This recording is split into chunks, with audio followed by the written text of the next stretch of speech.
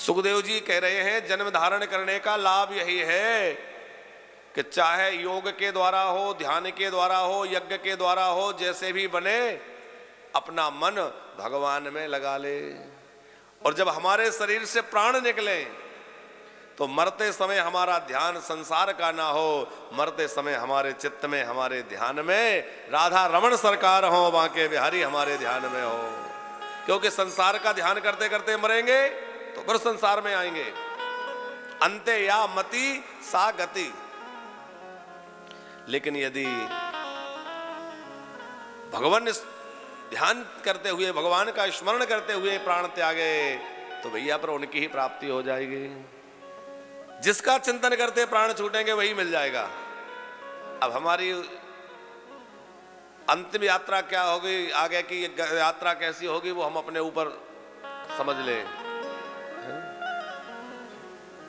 इसलिए ऐसा साधन करें कि अंत समय में भगवान की स्मृति बनी रहे। अंते या मति सा गति।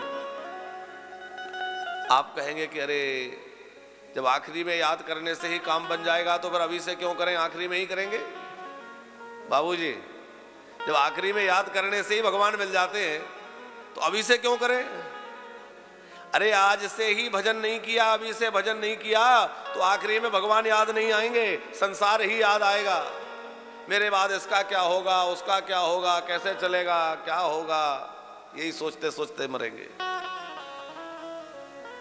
और जिससे अधिक प्रेम होता है संकट की घड़ी में वही याद आता है।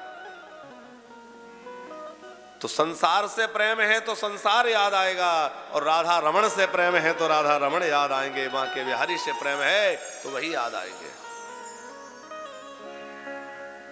आप कभी भी एक अनुमान लगाकर देखिए, एक प्रयोग करके देखें।